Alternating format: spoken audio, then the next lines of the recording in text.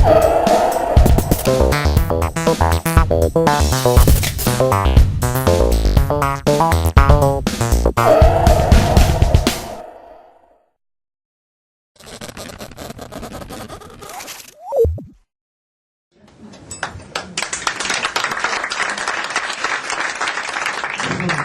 que je trouve fascinant dans toute cette histoire, c'est que ça passe.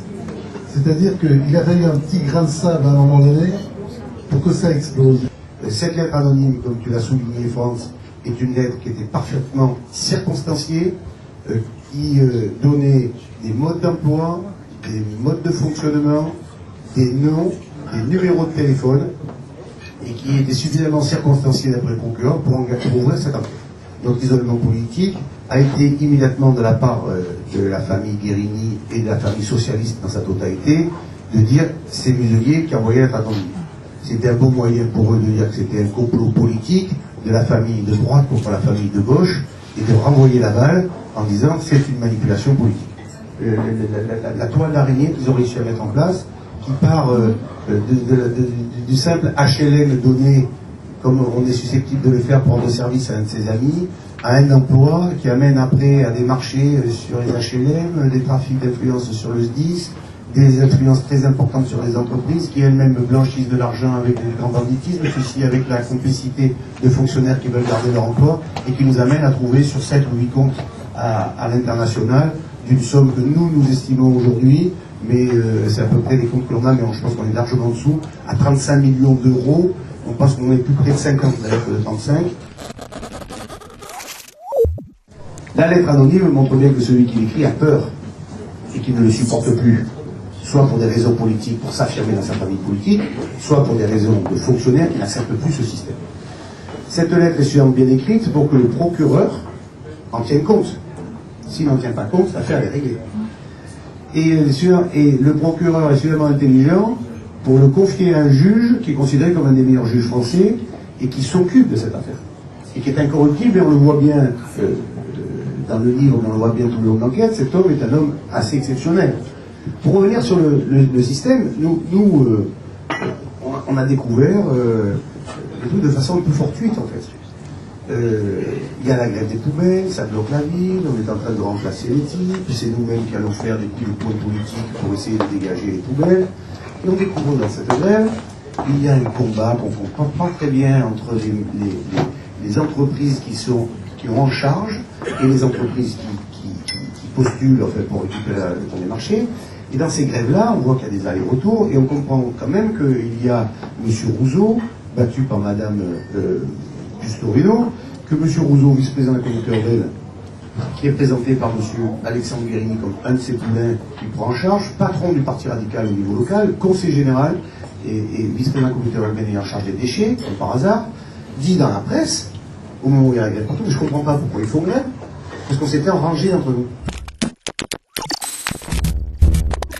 Et c'est très très compliqué d'analyser ces marchés concernant les poubelles, parce que vous avez les périmètres, les territoires, le personnel, la taille des balais, le nombre de tournées, c'est l'enfer, donc techniquement c'est très compliqué, donc c'est facile de noyer les non-techniciens, mais il y a un truc qui saute aux yeux, c'est qu'il y a 5 millions d'euros d'écart. Et quand on regarde ces 5 millions d'euros d'écart, on constate incontestablement qu'ils se sont rangés, et qu'ils se sont partagés à la totalité des marchés, puisque c'est un marché qui fait 5 millions sur 25 millions, ce qui n'est pas énorme. Sachant que sur la totalité de ces marchés qui représentent 5 marchés, c'est 120 millions. Ce qui veut dire que s'ils ont pris 5 millions sur ce marché, on a fait une prorata, ils prennent 20 millions sur la totalité des marchés. Voilà. Alors quand on voit ça, on commence à réagir, et à partir de là, la mécanique se met en place. Et on découvre que sur les HLM, pas sur les HLM, sur les HLM c'est plus tard, sur les maisons de retraite, ils font la même chose. La technique est assez simple. Un maire de droite du département, compte tenu de sa population, a besoin de mettre en place une maison de retraite. L'agrément des maisons de retraite est donné par le conseil général. Le maire va voir le président du conseil général et lui dit Jean-Noël, regarde, il dit c'est tout, c'est bien, j'ai la place, j'ai le terrain, ça serait bien que l'obligé de droite ne peut pas donner une maison de retraite. Mais oui, mais fait, tu comprends, c'est pour l'intérêt général. Écoute-moi, pour l'intérêt général, tu vas me donner tes 3 euros au Sénat et tu auras la maison de retraite. le maire se retourne vers Alexandre, mais moi je connais très bien quelqu'un qui fait ça, qui a fait ça. Non, c'est pas ça, tu vas travailler avec lui. Ah bon. Et je connais très bien un entrepreneur qui est là, et tout, etc., qui contrôle. Non, ça marche pas, c'est lui. Ok.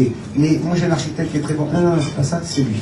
Et donc tu te retrouves avec les voix du Sénat, tu te retrouves avec un architecte que tu n'as pas choisi, un responsable des zones montagne que tu n'as pas choisi, un bâtisseur, enfin un entrepreneur que tu n'as pas choisi, et eux passent à la caisse à raison de 50 000 € à peu près sur le marché concerné. Et hop, ça déroule.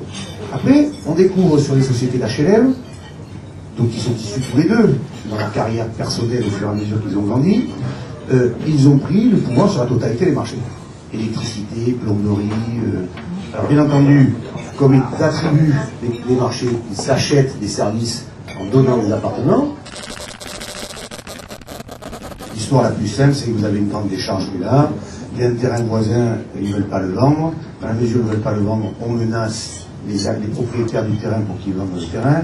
À ce moment-là, ils se débrouillent pour trouver le 10 € du veteux qui est là. À ce moment-là, le conseil général préempte en plénière le terrain de la personne propriétaire qui les ont menacés pour des raisons écologiques.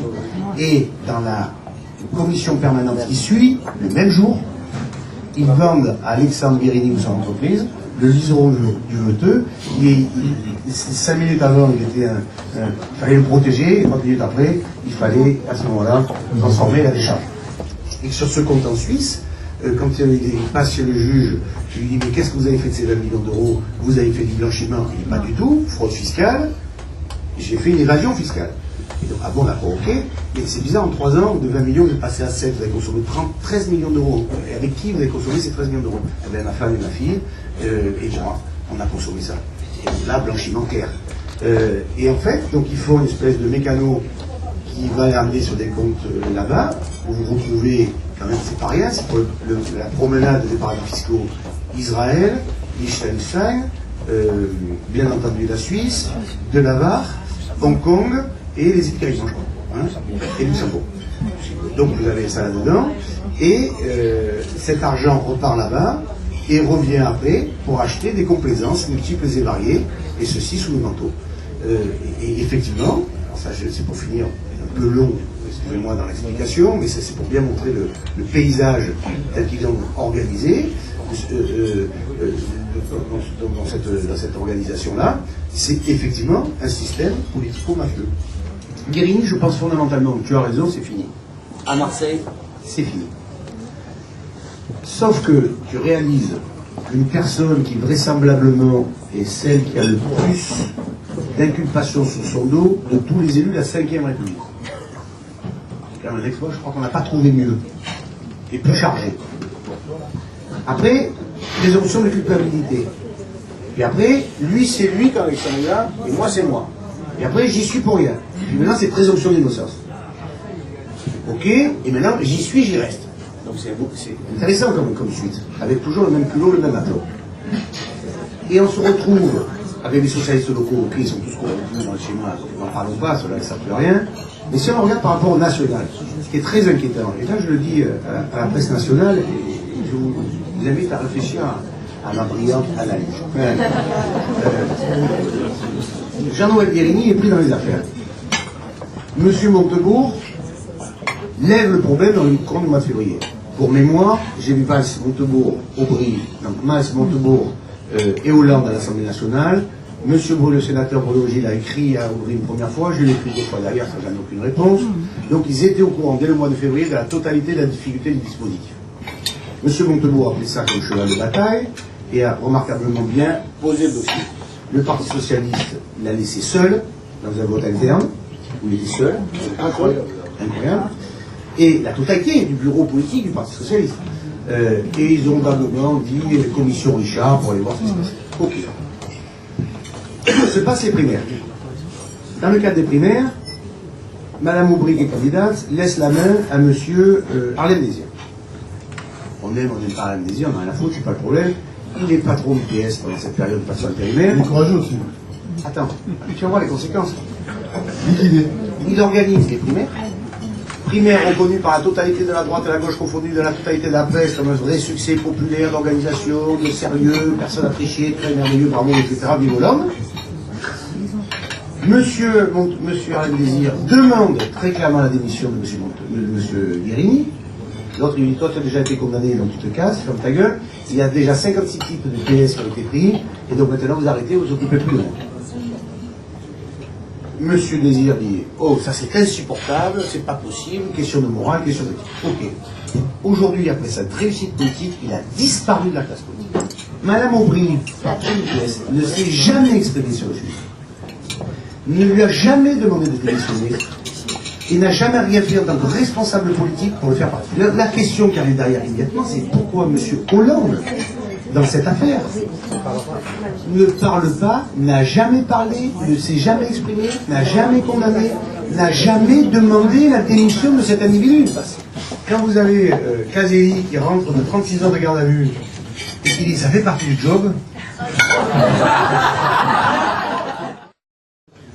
parce que Bellucci dit avec Gaston Defferre, on en avait tous, et avec les Guérini, il n'y en a que pour eux.